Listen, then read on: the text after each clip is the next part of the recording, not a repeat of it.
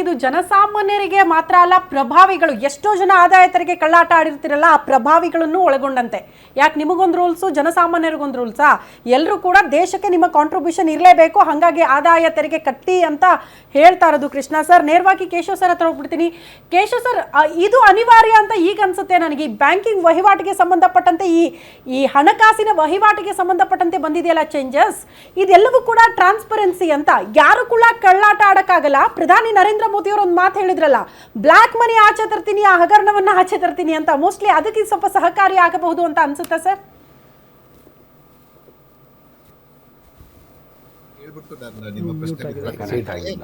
ಇಲ್ಲಿ ಏನಂದ್ರೆ ಮೇಜರ್ ಆಗಿ ನಾವು ಅರ್ಥ ಡೈರೆಕ್ಟ್ ಟ್ಯಾಕ್ಸ್ ಯಾವಾಗ್ಲೂ ಪ್ರೋಗ್ರೆಸಿವ್ ಆಗಿರುತ್ತೆ, ಇಂಡೈರೆಕ್ಟ್ ಟ್ಯಾಕ್ಸ್ ಯಾವಾಗ್ಲೂ ರಿಗ್ರೆಸಿವ್ ಆಗಿರುತ್ತೆ. ನಾವು ಡೈರೆಕ್ಟ್ ಟ್ಯಾಕ್ಸ್ ಕಲೆಕ್ಷನ್ ಅನ್ನ ಹೆಚ್ಚು ಮಾಡ್ಬೇಕು. ಯಾಕೆಂತಂದ್ರೆ ನಮ್ಮಲ್ಲಿ ಸುಮಾರು ಜನಕ್ಕೆ ಆದಾಯ ಇದೆ, ಆದ್ರೆ ಕಟ್ತಾ ಇಲ್ಲ. ಆದ್ರೆ ಅದನ್ನ ನಾವು ಅಗ್ರಿಕಲ್ಚರ್ ಇನ್ಕಮ್ಗೆ ಅಂತ ಮಾತಾಡುವಾಗ ದಯವಿಟ್ಟು ಸ್ವಲ್ಪ ಎಚ್ಚರಿಕೆಯಿಂದ ಮಾತಾಡ್ಬೇಕು. ಯಾಕೆಂದ್ರೆ ನಮ್ಮಲ್ಲಿ ಬಹುತೇಕರು ಮಾರ್ಜಿನಲ್ ಫಾರ್ಮರ್ಸ್ ಇದ್ದಾರೆ.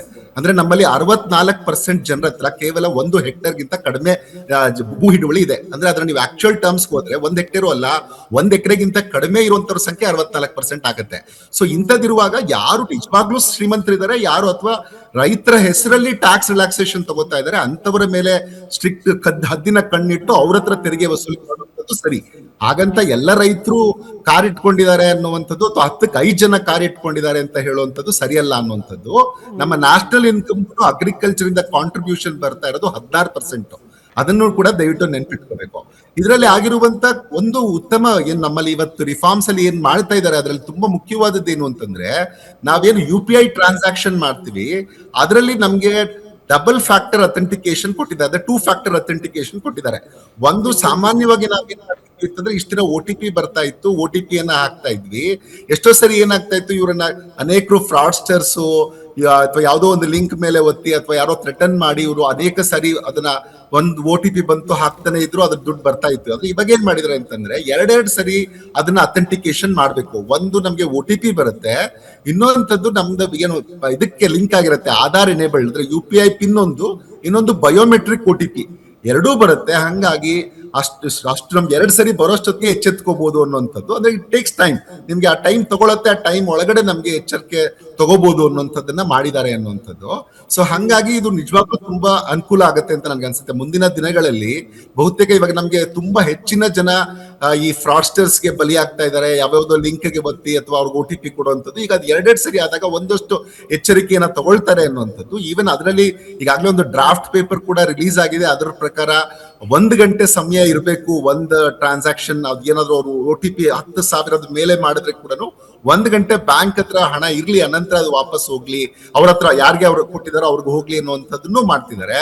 ಅವೆಲ್ಲ ಜಾರಿ ಆದ್ರೆ ನಾವೇನು ಈಗ ಅನೇಕವ್ರನ್ನ ಕೇಳ್ತೀವಿ, ಅವ್ರು ಡಿಜಿಟಲ್ ಅರೆಸ್ಟ್ ಆಗಿ ಇಷ್ಟು ಹಣ ಕಳ್ಕೊಂಡ್ರು, ಅಥವಾ ಯಾರೋ ಒತ್ತಾಯಕ್ಕೆ ಅಥವಾ ಯಾವ್ದೋ ಫ್ರಾಡ್ಸ್ಟರ್ಗೆ ಮೋಸ ಆಗಿ ಆ ಕ್ಷಣದಲ್ಲಿ ಕಳ್ಕೊಂಡ್ರು ಅನ್ನೋಂಥದ್ದು ಏನಿರುತ್ತಲ್ಲ, ಅದೆಲ್ಲ ಕಡಿಮೆ ಆಗತ್ತೆ ಅಂತ ಮೊದಲನೇದು ನನಗೆ ತುಂಬಾ ಇಷ್ಟ ಆಗೋದು.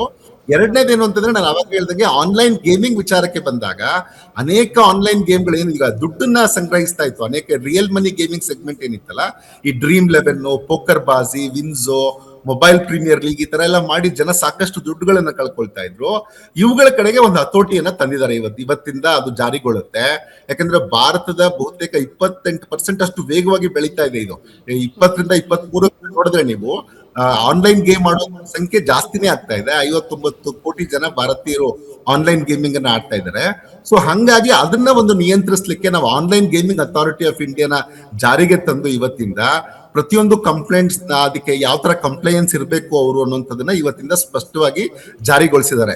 ಸೊ ಅದು ತುಂಬಾ ನನ್ಗೆ ಖುಷಿಯಾಗಿದ್ದು ಇವತ್ತಿಂದ ಮಾಡ್ತಾ ಇದ್ದಾರೆ. ಅಟ್ಲೀಸ್ಟ್ ನಮ್ಮ ಯುವ ಜನಕ್ಕೆ ಅನುಕೂಲ ಆಗತ್ತೆ ಅನ್ನೋಂಥದ್ದು ನನಗೆ ಅನಿಸ್ತಾ ಇದೆ. ಇವನ್ ಪೆನಾಲ್ಟಿ ಇಂಪೋಸ್ ಮಾಡಿದ್ದಾರೆ.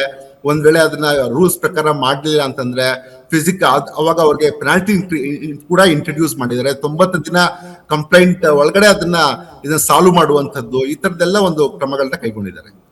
ಓಕೆ ಸತೀಶ್ ಸರ್, ಏನೋ ಇನ್ಕ್ಲೂಡ್ ಮಾಡ್ತಾ ಇದ್ರಿ? ಅದೇ ಗೇಮಿಂಗ್ ರೂಲ್ಸು ನಮಗೆ ಅನ್ಕಂಟ್ರೋಲ್ಡ್ ಇತ್ತು. ಯಾರು ಹೇಗೆ ಬೇಕಾದ್ರೂ ಆಗ್ತಾ ಇತ್ತು.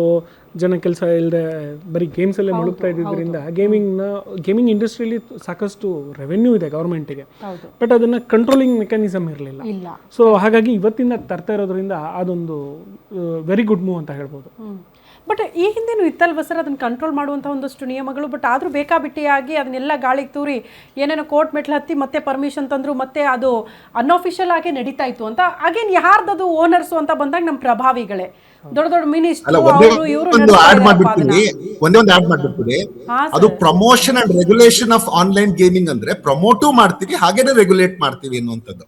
ಈಗ ಪ್ರಮೋಟ್ ಮಾಡ್ತಾರೆ, ಅದಕ್ಕೆ ಪ್ರೋತ್ಸಾಹ ಕೊಡ್ತಾರೆ, ಹಾಗೇನೆ ಎಲ್ಲೆಲ್ಲಿ ಇಲ್ಲಿಗಲ್ ಆಗಿರುತ್ತೆ ಅದನ್ನ ರೆಗ್ಯುಲೇಟ್ ಮಾಡ್ತಾರೆ ಅನ್ನುವಂಥದ್ದು. ಯಾಕಂದ್ರೆ ನಿಮ್ಗೆ ಕಾಯ್ದೆ ಇಲ್ಲದೆ ಇದ್ರೆ ಏನಾಗುತ್ತೆ, ಕೋರ್ಟ್ ಕೂಡ ಆರಾಮಾಗಿ ಬಿಟ್ಬಿಡುತ್ತೆ.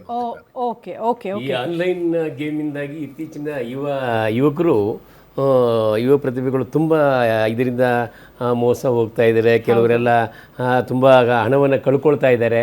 ಇದನ್ನೆಲ್ಲ ಈ ಒಂದು ಹೊಸ ರೂಲ್ಸ್ ತರ್ತಾ ಇರೋದ್ರಿಂದ ಅದು ಸ್ವಲ್ಪ ಕಂಟ್ರೋಲ್ ಅಂದರೆ ನಿಯಂತ್ರಣಕ್ಕೆ ಬರುತ್ತೆ ಅಂತ ನಾವು ಅಂದ್ಕೊಳ್ಬೋದು. ಓಕೆ, ಏನೋ ಇನ್ನೊಂದು ಹೇಳ್ತಾ ಸರ್.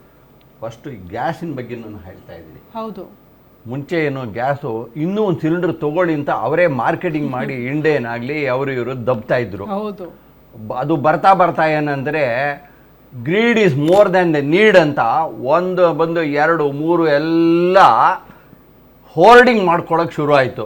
ಆ ಹೋರ್ಡಿಂಗ್ ಮಾಡ್ಕೊಳಕ್ಕೆ ಶುರು ಆದ್ಮೇಲೆ ಏನೋ ಒಂದು ಬಲಿ ಬಿತ್ತು ಅಷ್ಟೇ. ಇದು ಆಮೇಲೆ ನೀವು ಹೇಳಿದೆ ಇದು ಬರೇನಾ ಇಲ್ಲ ದೇಶಕ್ಕೆ ಬರಾನಾ ಅಂತ ಪ್ರಶ್ನೆ ಬರುತ್ತೆ. ಹೌದು, ಇಲ್ಲ ಒಂದು ಹೇಳ್ತೀನಿ, ದೇಶದ ತೇರ್ಗಡೆನೋ ಆಗಬೇಕು ಅಂತ ಹೇಳಿದ್ರೆ ಅವ್ರಿಗೂ ಎಕ್ಸ್ಚೇಕರ್ಗಂದರೆ ಆರ್ಥಿಕದಲ್ಲಿ ಅವ್ರಿಗೂ ರೆವಿನ್ಯೂ ಬೇಕೇ ಬೇಕು.